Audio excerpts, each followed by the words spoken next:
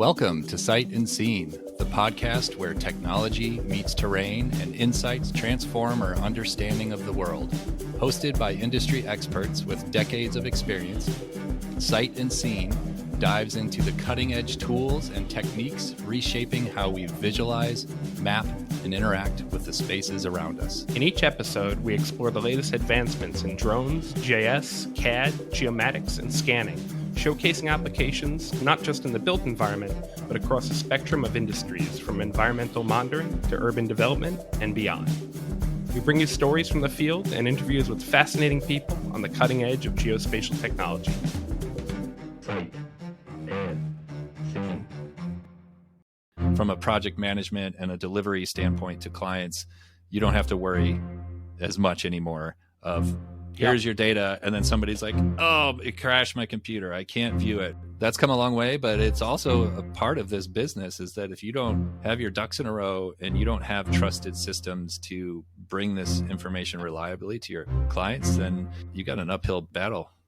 Welcome back, everybody. We are in episode 3, joined here again by my co-host, Scott. Always good to see you. You too. We had a great thanks.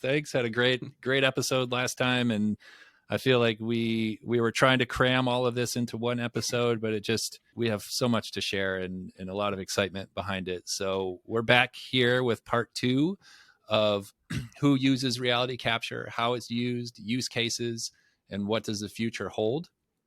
In the last episode, we really focused on who is using reality capture, how it's used, and the tools that are typically thought of when we're thinking of reality capture. So we ended it there, and we're excited to dive deeper into part 2. Scott, you have any thoughts before we jump in? And I guess my first start is one of the reasons we're doing this is like a 2-parter here is, it's a very broad field, right? Our idea, and I think our goal here is just to expose you to as many different possibilities as you might want to hear about, just give you a lay of the land. But inevitably, people start to focus on stuff. And so I think in the future, we'll do some deeper dives into some of this, and there'll be much more of a focus if one of these types of tools is really catching and you think it's interesting, then we'll have something to cover that. Yeah. So let's get into the types of deliverables that are associated with reality capture. There are many, and there's going to be a pretty close correlation to the tools that we discussed last time: cameras, 360 cameras, drones, LiDAR. So let's dive into the types of deliverables. So I could kick it off with the most obvious. We talked about the camera. So photos are a type of deliverable that serve many purposes. A visual scene is worth 1,000 words. Picture is worth 1,000 words. We said that last time. We'll say it again. There's a lot of truth to it. So I think that pictures are going to be here for forever. They're always part of the process. And we're finding new ways to use photos for documenting or using softwares to take those photos and make them more actionable, particularly with 360 photos. So there's a lot you could do with a photo. And if you don't have a strong process around your photo capture aspect of your projects, then let's talk, because there's a lot that you can do. I mean, of course, we're promoting and advocating for a lot of these other tools just because that's our businesses, and we use a lot of those in some more advanced deliverables. But in its simplest form, a photo is still a really powerful deliverable. Yep, exactly. And just in the same way we're talking about cameras being ubiquitous, just photos are easy for people to digest. It's the simplest type of reality capture thing you can really get across. I can email photos to people, right, pretty easily. Yeah. And it's, again, great on the marketing and selling point, right? It just gets the idea across often like nothing else does. Yep, absolutely. Same with videos. I mean, we can't talk about photos without videos. A moving picture. So videos are amazing for technical and non-technical. For that marketing piece, obviously a video is pretty fantastic, but I'm always thinking about my career and how videos had been used, and a lot of this gravitates to anytime you're at a major milestone of a project and you're transitioning or you're covering something up, having photos documenting the conditions of those as-built whatevers before you cover something up, so that you could refer back to those. Because if you're, let's just take drywall for instance, once you cover those walls up and you don't have a good idea of what's behind those walls, and you need to, if something was forgotten, or you have to run something through that wall, and all of a sudden you graze a water line and you flood your building, and just, oh boy, like I think that the value of that is so obvious at this point, that having that well documented before anything gets covered up, and that's the same goes for a slab, right? If you want to document what's in the the rebar and the embeds and all the things that go into a slab, all the penetrations, having that documented before you pour it goes a long way. But a video, it just enhances that even further, where you can take that virtual walkthrough a little more unwieldy as far as size and ability to share than photos, and 360 photos for that matter. But nonetheless, it's a powerful type of deliverable for folks to gain a better perspective of what that is. Definitely. And great point on the milestones there, because it's so easy to snap a photo, so easy to grab a video. That's really well suited to when you're in a pinch, and right, you got to take a picture of that thing because they're just about to cover it up or demolish it or do something to significantly change the conditions, and they're going to do that tomorrow. Right. You can bring out a camera on site real quick. Yeah. Or documenting the existing conditions before you start driving heavy equipment in there, so that if you damage something or something is already damaged, that you're not on the hook for paying for that because it was already in this condition. So just protecting yourself. Yep. It's a risk management tool. That's a great point. And I've actually had quite a few drone photography jobs where the whole purpose of the job was exactly that, pre-site documentation before start going in and start ripping stuff out and making sure, what belongs to one property owner, what's in scope and what's not, and how did the surrounding area look? Because, you're going to start significantly changing that location. Yeah. I know a lot of solar installers like to get a good documentation of the roof before they send a crew of people up there walking over a membrane roof or whatever type of roof they're on. To document the state, so that they can say, oh, well, there was already, you could see some water markings over here. We didn't cause this or that, before starting to drill 1,000 holes into a roof. And, there's a lot that can happen there, but nonetheless, still extremely valuable part of a process of documenting an as-built scenario before. And you talked about an orthomosaic there, because I think some of these captures are orthomosaic. So we've talked about what an orthomosaic was in episode 1, but let's refresh our listeners here on what is an orthomosaic and a really quick highlight of what makes them so powerful. Sure. Yeah. Well, an orthomosaic, and it might be a fancy name, but it really is just a combination of photos, usually looking top down, right? So just straight down towards surface of the earth. And those are stitched together to create one large aerial photo. And I would say when someone usually says, give me an aerial photo, a lot of times what they're really asking for is an orthomosaic, because you can only fly a drone so high to take a single picture, but an orthomosaic is a stitched image of all of the photos that you can take flying around a site. And so it's much, much more like Google Maps. It's those aerials that you come to think of when you want to look at like a site on Google Maps. So very, very beneficial for a million reasons, right? For every reason you might want to go to Google Maps, you have a reason to look at an orthomosaic. Yeah. Visual lay of the land, and you can take measurements.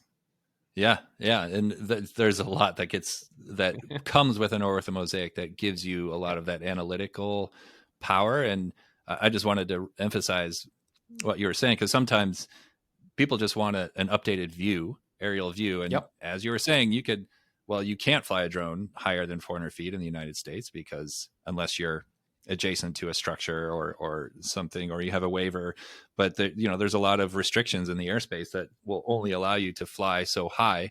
So at 400 feet, you can't, in the field of view of a camera, you can't capture you can only capture so much. So if you were hypothetically able to just fly up to 3,000 feet and capture the entirety of a site, your resolution is going to be crap. So the beauty of an orthomosaic, of stitching those photos together, is that it's using photogrammetry. It's taking those common points on the ground from multiple different angles. It's able to recognize that point, stitch those together, which gives you some of these other aspects of an orthomosaic. But one thing I love talking to my clients about is an orthomosaic. No matter how large your job site is, it could be 1,000-acre job site, you can have that in one navigable deliverable, like one photo that you can navigate any aspect of that in one view. And that is extremely valuable, especially at the high resolutions that we're able to get, because we are flying a drone much lower to the ground to get a higher resolution. So orthos are awesome deliverables for folks to get those updated views. And then the more advanced aspects of orthomosaics, we're talking about digital elevation models, whether it's a surface model or a terrain model. Let's dive into that a little bit, Scott. Sure, yeah. And kind of transitioning from the orthomosaic, I think an important part of this is, unlike traditional photos, they can be measured. They're usually, you can add some level of accuracy to them. So now when we talk about this stuff, think about photos, but photos with like another purpose behind them, a measurable large image. And that's what a DSM and a DTM is as well. Whereas the pixels in an orthomosaic just show you color, right? So you're just visually looking at the site. DSMs and DTMs are a little different. They're an image, but each pixel actually represents an elevation. So these are actually how you determine the slope of a property, what's the tallest or lowest point of your property. You are basically getting elevation data from these, whereas an orthomosaic is visual data. But they are often delivered in tandem. So there's a lot going on with that. Yeah, and talking about these, I want to frame it in resolution sense. And there's terminology in our industry. It's called GSD, or ground sampling distance, which represents when you zoom into the pixel level and you look at that one pixel on your picture or your elevation model, that represents a real distance, an actual distance in the real world. And a lot of times, with the drones we're flying, say you're flying a drone at 150 feet, depending on the drone, a lot of this is the camera parameters and how high you're flying. And there's several factors that go into calculating your ground sampling distance. But, we're talking 1.5 centimeters, 2 centimeters at 150 feet, somewhere in this neighborhood, where you zoom down, that pixel represents 1.5 centimeters in the real world. So think about that for a second from the perspective of resolution when it comes to your elevations too. If you're using satellite data, if you've been accustomed to, well, let's just pull this digital elevation model from a satellite. We're talking meters, 10, 20, 30 meters of resolution, meaning if you drill down, the pixel is 30 meters wide, meaning that if you have a cliff, you're not going to pick up the difference from where exactly the delineating line of that cliff is, because it's just averaged out over that 30-meter resolution. So the incredible thing about this technology and drones and orthomosaics is that you are increasing 10, 20-fold the resolution that you're able to get out of these elevation models. And it's an important concept too. I always frame this in as it relates to what surveyors do, because they obviously perform absolutely critical functions in the industry. Depending on a site, they might go out and their scope of work is to capture a 50-foot grid, where they're going to be taking ground observations every 50 feet. And those ground observations are extremely accurate. They're the highest accuracy that you're going to get. And then they build a topography from that 50-foot grid, where they will connect point A to point B, and they'll create a triangulated irregular network of terrain, and that's what produces your surface for that survey. Well, if you take the concept of this resolution of an orthomosaic, now we're 1.5, every one of those points or those readings can be done at 1.5 centimeters.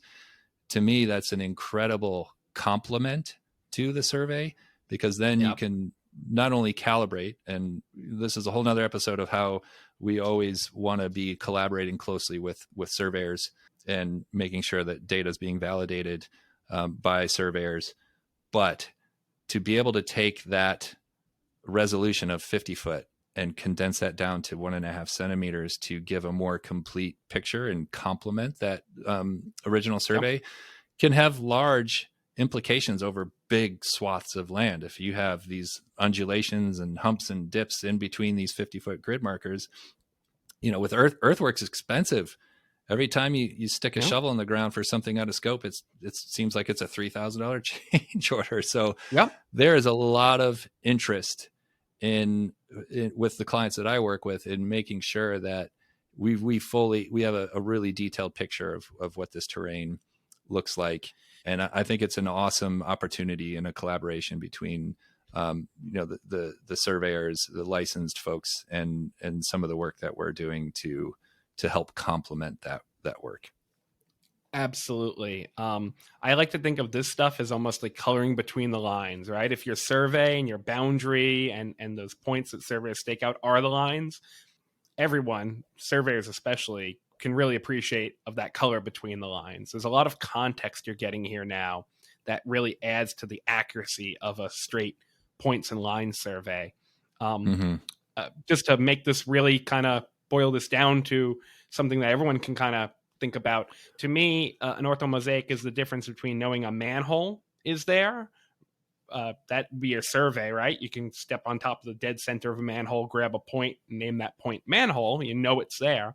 But this is now, what's the diameter of that manhole cover? And what's the material of it, maybe? And even in really high resolution images, what's that text printed on that manhole say? Who owns this sewer, right? They often brand it with an owner's name or something like that. So think about that, right? It's the same object you're looking at, but now there's all this color, context, and even greater measurement behind it. Yeah, and I did want to say too that the difference, again, for those who maybe aren't familiar with the terminology of the DEM is a digital elevation model, which is more of a generic, all-encompassing term, where that's further broken down into a DSM, which is a digital surface model, which includes all of your features. It includes the ground, it includes vegetative surfaces, it includes built structures, everything that you would see with the visual eye is in a digital surface model, where the DTM, the digital terrain model, strips away all of those surface features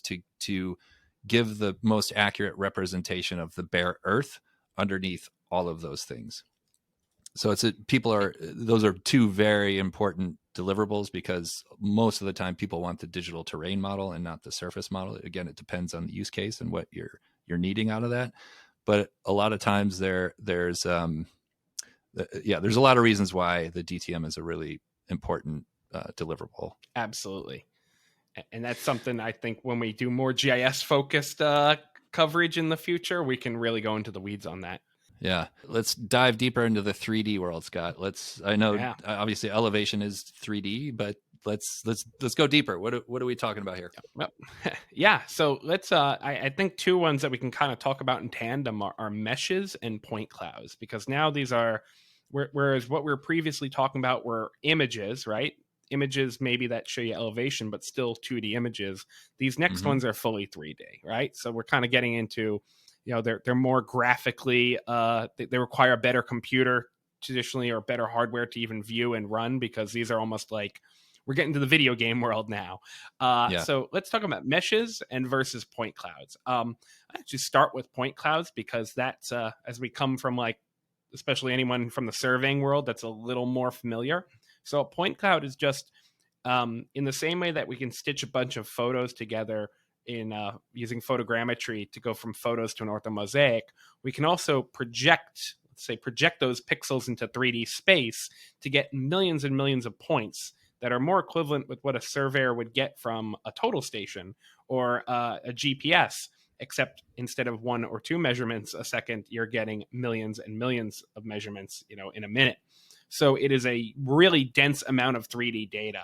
And just like we talked about with orthomosaics, they can be colored points. So they when you have really collecting dense points and they also have color, you're basically getting a virtual snapshot of what your site looks like. So you're actually getting a full 3D model of that site. And where I'd say each point point clouds has an XYZ. It has an Exactly. XYZ coordinate, which Yep. just is mind blowing when you frame it that way. It's Yep. like, okay, every single one of these millions of points has a Every one of coordinate. them. Yeah. Yep. And even Amazing. more depending on it, because if you, as we touch upon the GIS world, you can classify points. You can say, well, that point's part of vegetation. That point's part of the roadway. That point is part of bare earth terrain. And so a huge wealth of data on a that goes power in. line. Yeah. Yeah. So much. The future, we're going to get into this, but the future is point cloud. I mean, the future is a lot of things, but there's going to be a bright future for point clouds. Yeah. And, point clouds are entering their interesting stage because also something that we've only recently had the hardware and software capability to display them. Back in the old day, when you were collecting point clouds, you may technically be capturing maybe a few hundred points because they were coming from something like a total station. You could, at some point, you consider a measurement of a bunch of points a point cloud, and where you start considering it a point cloud versus a spreadsheet of 1,000 points, that's up for debate. But in general, we're collecting at such an order of magnitude density higher than what a GPS or total station can do, that we're now kind of pushing the limits of what maybe some computers can display or handle. But there's all this new hardware, computers are getting better, graphics cards are getting better, and also the online software and ability to view this is getting better. So we're getting better at digesting and viewing point clouds, but it is still just a cut above a photo in terms of being able to open it and view it quickly. Absolutely. That has come a long way. And we touched on that in our first episode, where the ability to consume these things has become infinitely better. And there are some fantastic cloud-based tools out there that I was actually pitching services to an engineering firm a couple of weeks ago. And I pulled that up on the internet and navigated this super dense point cloud, and everybody's like, whoa, like that's holy cow. There's no latency. There's no lag time. That is amazing. So I think even people that are in the business day to day and maybe aren't as tuned into the progress in some of these tools. And I think that you and I, part of our businesses, that's part of what we have to do, is be up to date on some of these emerging technologies, and not necessarily adopting all of them, because sometimes I like to vet whatever that tool is before I'm endorsing it.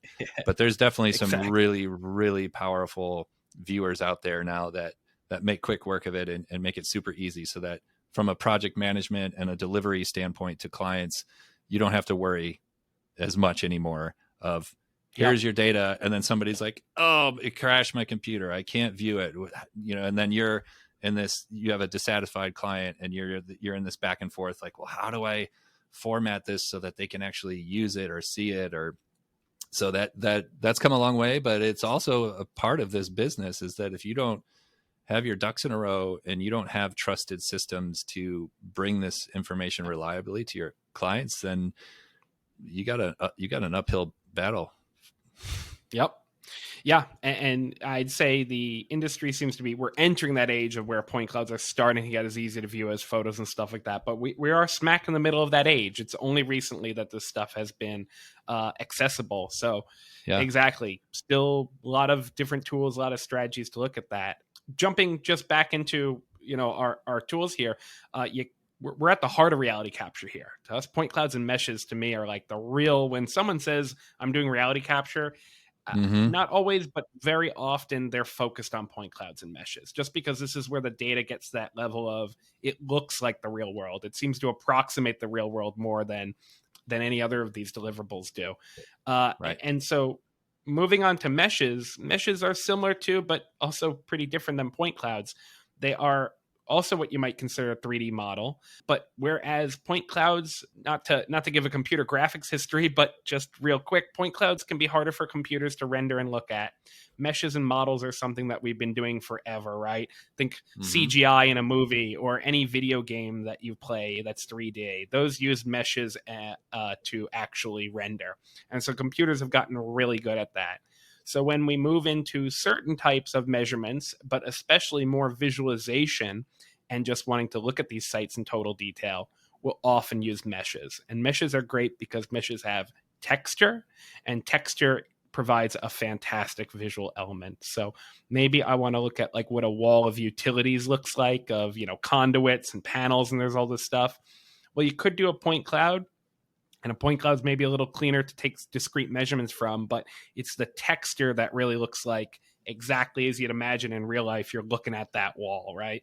Yeah, Yes. labels and items and fonts and text and things that are more difficult to discern in point clouds start to become easier in a mesh if your textures are very good. Yeah, I'm thinking about condition assessments. The mesh is extremely powerful for, say, it's a facade of a building. You do a scan of a facade and you create that mesh, and it looks like you're standing there looking at this, and you can really start to pick out cracks and lots of powerful workflows for inspections and those types of things that come with the mesh. So I think mesh is, to me, it's a coordination tool because it's extremely realistic, and it allows teams to huddle around an area. And again, you could be on different parts of the country and have this hosted in the cloud, and they're looking at the same thing, talking, measuring, collaborating and coordinating around that. And then inspection workflows for condition assessments and architectural preservation, or maybe you're a building owner and you just have an asset that you want to track over time, and you scan it once a year, and then you can start to see these timelines of degradation or help with your deferred maintenance and capital planning, and just lots of different ways that the mesh, I guess, is the counterpart to that kind of point cloud, where it's a great, they both have their merits for how they're used. Absolutely. I'll add one more note on a mesh. In my experience, it's a more digestible format for a non-technical person. Mm-hmm. I have many times shown a point cloud to somebody, and it's a little like we talked about in the last episode about like reading a floor plan. Sometimes people look at a point cloud and they get it. Sometimes they're like, what am I looking at?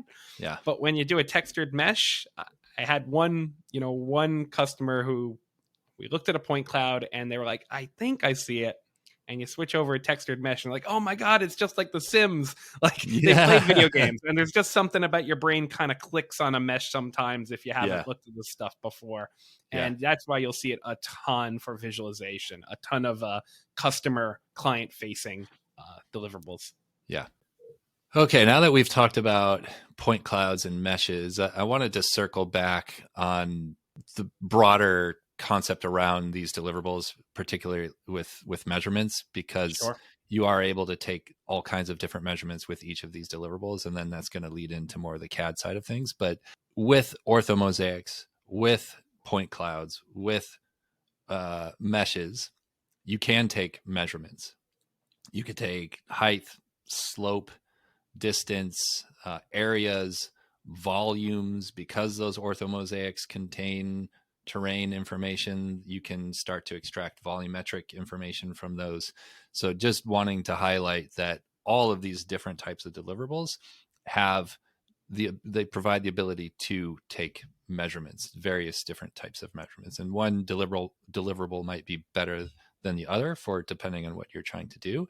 But it's definitely worth mentioning that is part of the beauty of these deliverables, is that they're actionable. You can take those measurements, and when people see that, they have this, not only do they have this contextual picture, but then they can pull a measurement off it or run a quick area and then calculate the volume in that area. And then they have their perimeter. It's just, people get hooked really quick on, or they see the benefit really quick when you start to break down these deliverables into the actionable steps that you get out of them. Definitely. So let's keep going on the types of deliverables, because we've talked about the main, I would say, the orthos and your 3D, but from that you can extract measurements like we just talked about, but other things. So what do we got here? Yeah, so this takes a step towards maybe a more traditional kind of deliverable when we talk about CAD drawings and models. The idea here being that in the previous episode, I talked a little bit about how I would, before I ever knew what a laser scanner was, I'd draw floor plans by hand from a site walkthrough and tape measure. And most of the time, those goes into a CAD drawing. And a CAD drawing is just, right, it's 2D line work. I mean, you can think of a draftsman sitting at a drafting table, or you can think of the computer version of that. And the benefit is, whereas everything we talked about, from photos to orthos to meshes, those are computer created things, right? Those are traditionally like you run them through an automated process. The CAD drawings and the models are where there starts to be a human element and interpretation in it, generally, where I'm drawing a floor plan because I want to call out that floor plan. I'm not drawing everything and saying, you now need to look at this and figure out what's important or what isn't. If I'm drawing a floor plan, I'm only drawing the walls that matter. I'm only adding the equipment that matters. This is like you're capturing only the stuff that you want from the reality capture scan. You're grabbing only the things you need, and you're displaying that to a customer in a very lightweight and easy to read way. So this is where it goes from, let's say, like a heavier deliverable to something much more lightweight, but something more intentionally made rather than automatically processed. And this is how a survey is, right? A survey is a CAD drawing that was very, very carefully extracted, very carefully put together, and designed in a way to only call out the most important things. So this is kind of where we take this leap into produced work, or human produced work, rather than automatically created and processed deliverables. Having said that, we're on the cusp of, I'm seeing automatic CAD drawings or auto extracted drawings and automatic 3D models. Yep. This is where AI is starting to turn this into a more automatic, human out of the loop kind of thing. Yeah. But it's very dependent on the project. I think we're going to see for quite a long time a strong, maybe 50-50 combination of automatic features derived and still human input. This is still where a human has a say. I'll put it that way. Even if we're totally getting to the age of AI, this is still going to be a human interpreted kind of thing. Whereas an orthomosaic or a mesh, often we're just pressing the process button and letting it do that. Yeah, there's cleanup, but it's an automatic process. After, of course, tying it into control. Intentional. Exactly. Yep. Yeah. Absolutely. Yeah. Right. And there's definitely a lot that goes into it before pushing the button and understanding. Oh yes. Yeah. Absolutely. Maybe to some. Go ahead. Well, maybe a good example of that AI piece is something I've been seeing lately.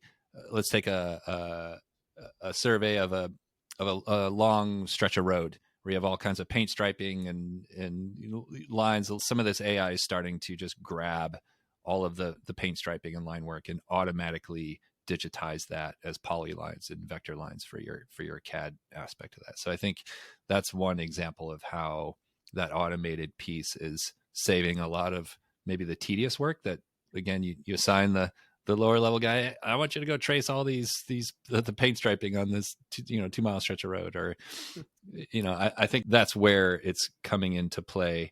And until machine learning has come a long way, but I think it's still always going to require I don't think we could predict the future, but I think for now the human element is still absolutely critical for that quality control, quality assurance, quality control piece of it. And I think we're all learning how to lean into the aspects of AI that are helping us streamline certain aspects of our workflow, but not solely relying on it to do the work for us, because I think that will get you into trouble really quick. Yep. I'll add one more note to CAD drawings, and mostly because this is something I do a lot of. There's an interesting aspect where this is just a bit different, and that's the concept of design intent is the best way to put it. And real quick way I can explain that. Long ago, when I did fire sprinkler drawings, I would draw the fire sprinklers there in CAD and draw the distance of the fire sprinkler from like one wall and then the distance of the fire sprinkler to 3 other walls. Mm-hmm. And my boss would come in and say, why did you draw the distance of the fire sprinkler to every wall? I'm like, well, it's a CAD model. They want to know. It's like, no. When the person installs that fire sprinkler, they're measuring off of one wall, and we want to show them that distance, and that's all they care about. They're free to put that fire sprinkler anywhere else near the other walls, but it's that critical distance to this one wall that is the fire code, that is the driven design. And in actually removing the other measurements, we provided more information and more clarity to the installer than if we had just been like a non-thinking computer and drawn every single dimension there. Right. And so CAD drawings are so interesting because it is every bit as much as what you don't show as it is what you show. This is where you're actually pulling out the intent and the focus of the drawing versus something like a point cloud or a mesh that it's just the world as it is. So just an important distinction, I think.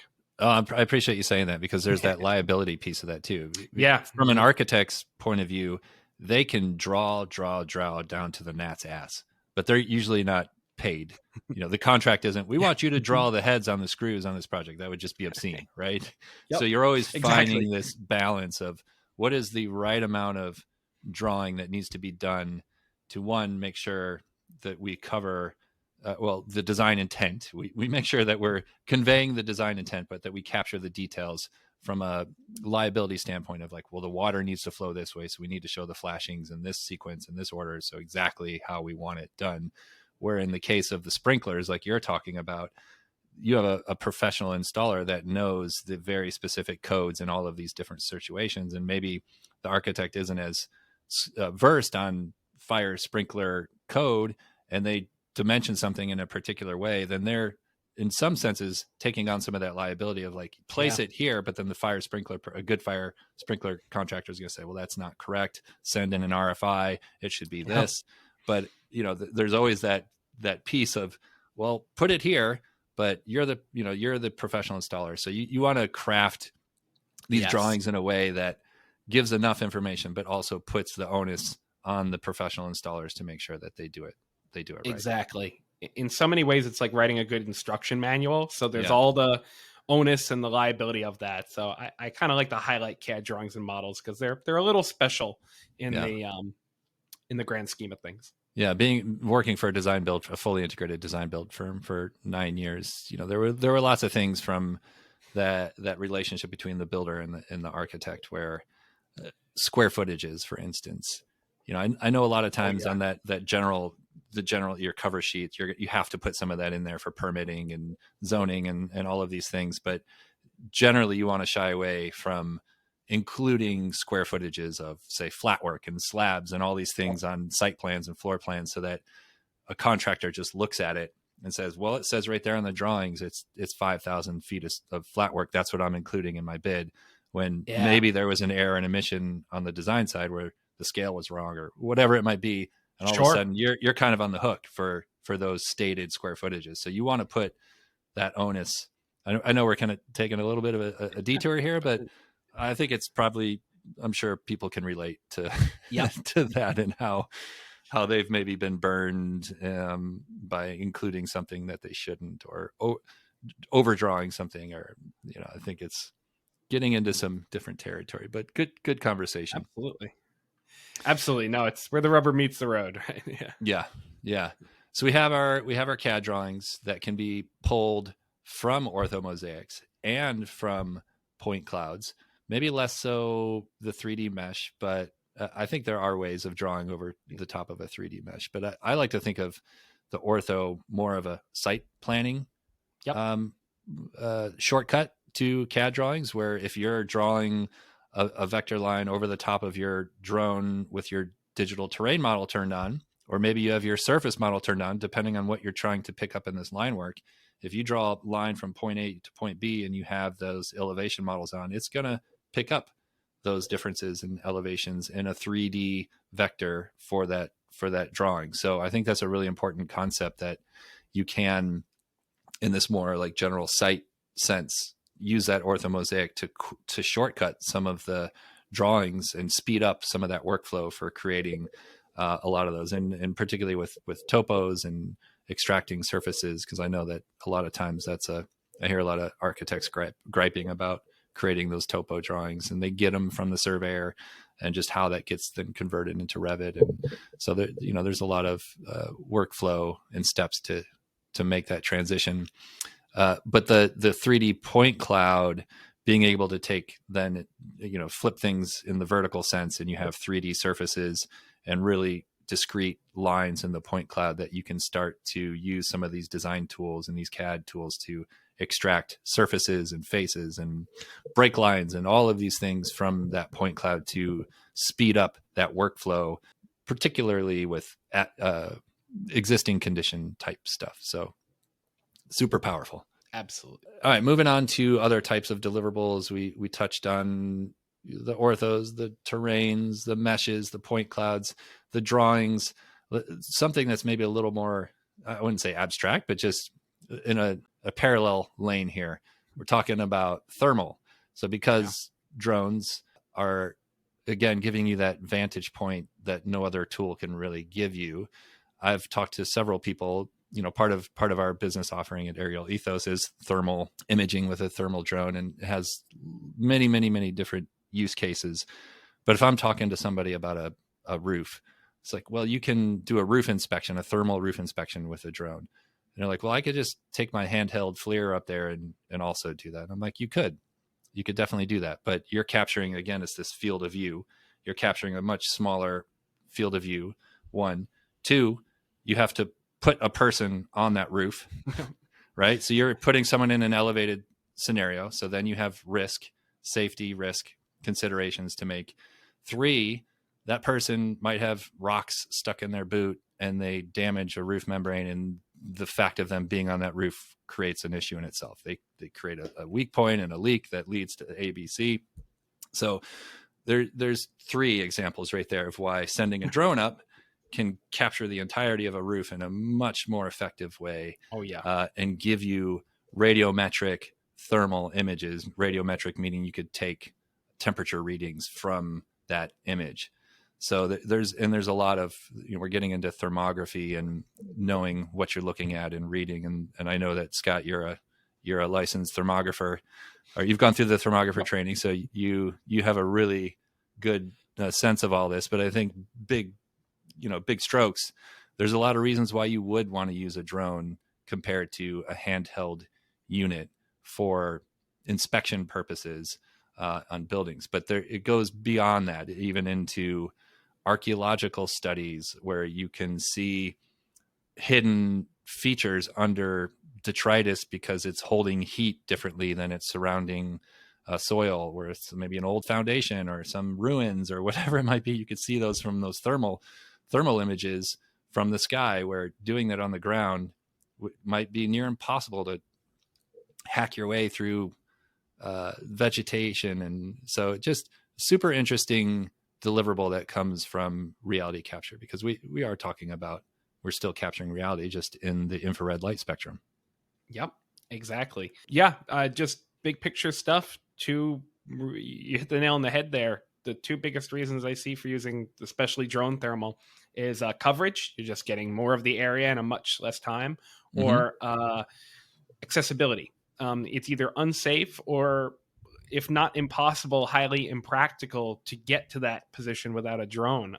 One quick example, electrical shorts in transmission lines, distribution lines. Sure, could you get a cherry picker and bucket truck and go up to every single pole and look at it with a picture and a thermal camera? You could, but you could also take off with a drone and just go pole picture, and hop along. And, one of them is going to take 3 days. One of them is going to take 3 hours. You be the judge. And that's the power of drone thermal imaging to me. Yeah, the electrical utilities have really seized the opportunity with this tool, and they use thermal drones all the time to inspect their transmission lines and substations and all of these things. So super, super powerful deliverable in that sense. And renewables, I'm really keen on the renewable part. I've always been motivated by, doing what I can with my knowledge and my business to have an impact on the environment and what lays ahead of us. So I'm always advocating for using this tool to help for sustainability reasons and among others. So super powerful tool in that sense. Okay, so thermal. Oh, sorry, I lost my train of thought there a little bit, but the renewables. So yes. I've done quite a bit of utility scale solar installations. Hugely beneficial. Same concept as the transmission lines, right? Where you can send a cherry picker out there and go up to each individual pole, take a reading. Where if you have a 1,000-acre solar farm and you have a technician out there checking strings and voltages, and I mean, it would take forever. So fly a drone with a thermal camera over a utility scale solar field, and it picks up all those thermal anomalies of the panels, and it tells the owner and operator of that system to, it'll even quantify, like, you have this type of anomaly here, which translates to XYZ, and they could start to quantify their production loss in those systems. So from a sustainability standpoint, helping these renewable resources maintain optimal efficiency is only a good thing. So lots of use cases for thermal, and it's just a really cool tool that's part of the bigger umbrella of reality capture. Yeah, just another part of the greater toolkit. Yeah, indeed. Virtual walkthroughs. This is an interesting one. This is less technical, more qualitative. Yeah, qualitative. Yep. Where you could take these deliverables, this point cloud, this 3D mesh, this orthomosaic, and you could produce an experience for a scenario, whether it's a project team that's struggling to wrap their head around a particular issue, or it's an owner who needs a different way of this information being delivered, or it's a they're in a fundraising phase, or they're in a project pursuit. You're trying to win a big project.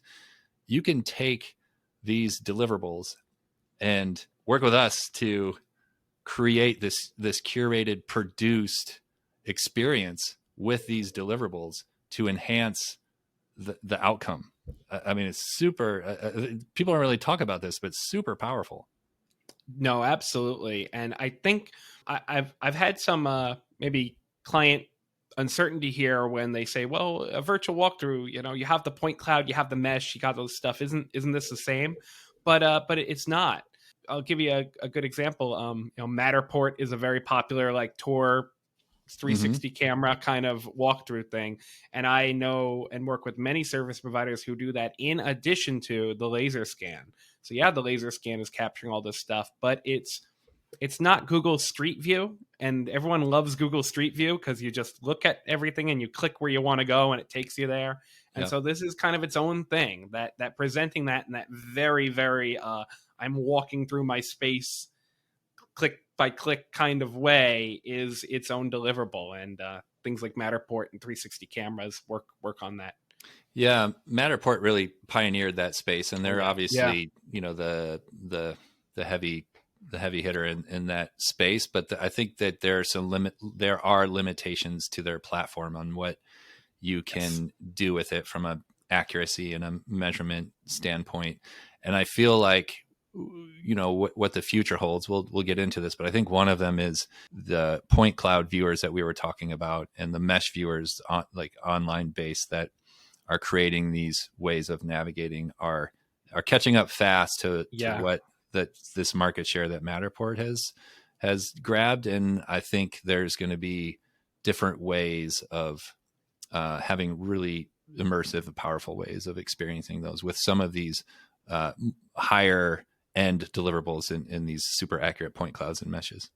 Yeah, definitely. And these worlds are blending a little bit under that all-inclusive reality capture umbrella. So yeah, your virtual walkthroughs are definitely becoming part of greater platforms, which is great to see.